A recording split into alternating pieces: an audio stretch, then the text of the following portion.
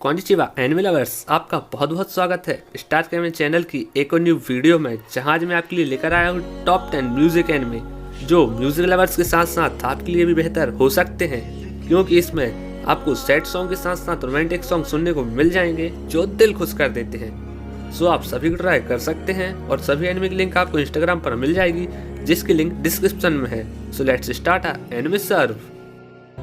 Number 10, फूका anime series 6 जनवरी 2017 को release हुई, जिसमें कि इसके टोटल 12 एपिसोड हैं, जिनकी माय एनिमे लिस्ट पर रेटिंग 6.6 है। सो अब बात करते हैं इसकी स्टोरी लाइन के बारे में। सो ये एनिमे हमारे तीनों मेन कैरेक्टर यू हारुना, कोयोक्यू हिनाशी और फूका की लाइफ पर बेस्ड है, जिसमें कि कोयोक्यू एक बहुत पॉपुलर सिंगर है और फूका की आइडल और हारुना की चाइल्डहुड फ्रेंड, जिस वजह से हारुना दिन भर कोयोक्यू से चैटिंग करता रहता है और इसी चक्कर में एक दिन रास्ते में फूका से टकरा जाता है, जिसके बाद फूका हारुना का फोन फोड़कर वहां से चली जाती है। लेकिन कुछ समय बाद वो दोनों अच्छे दोस्त बन जाते हैं, जिसके बाद की स्टोरी मुझे तो बहुत पसंद आई, जिसे आप भी ट्राई कर सकते हैं। एंड चलते हैं नेक्स्ट एनिमे की तरफ। Number 9, lost song anime series 31 मार्च 2018 को रिलीज हुई, जिसमें कि इसके टोटल 12 एपिसोड हैं, जिनकी माय एनिमे लिस्ट पर रेटिंग 7.0 है। सो अब बात करते हैं इसकी स्टोरी लाइन के बारे में। सो इस एनिमे की स्टोरी रिन के बारे में है, जो कि एक छोटे से विलेज से बिलोंग करती है और जिसका सपना कैपिटल में होने वाले स्टार सॉन्ग फेस्टिवल में गाना गाने का है।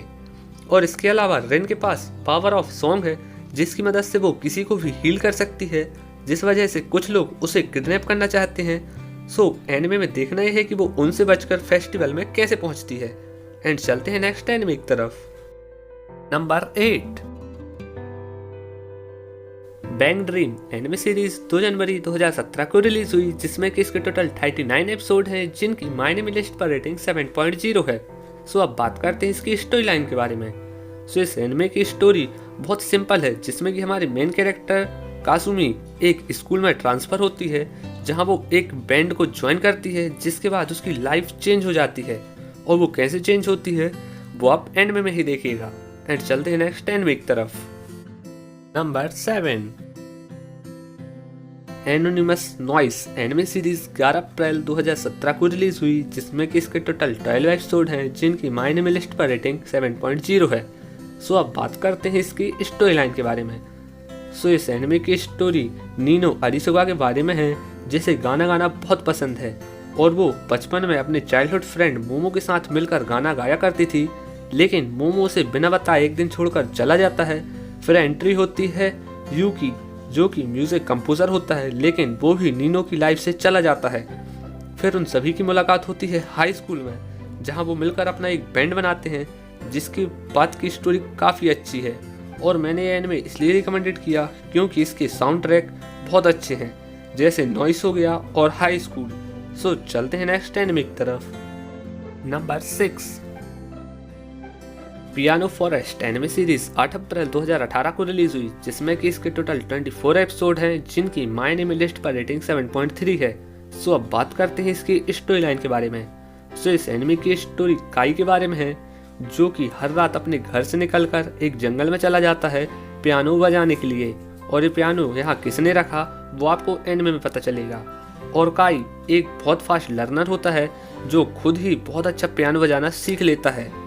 फिर एंट्री होती है सोहे अमामिया की, जिसके बाद काई और अमामिया के बीच एक कंपटीशन होता है, जिसमें जजेस जानबूझकर काई को फर्स्ट राउंड में ही बाहर निकाल देते हैं, जिसके बाद अमामिया उस कंपटीशन को जीत जाता है। अब आगे एनिमे में देखना ही है कि काई अमामिया को कब और कैसे हराता है। एंड चलते हैं नेक्स्ट एनिमे की तरफ।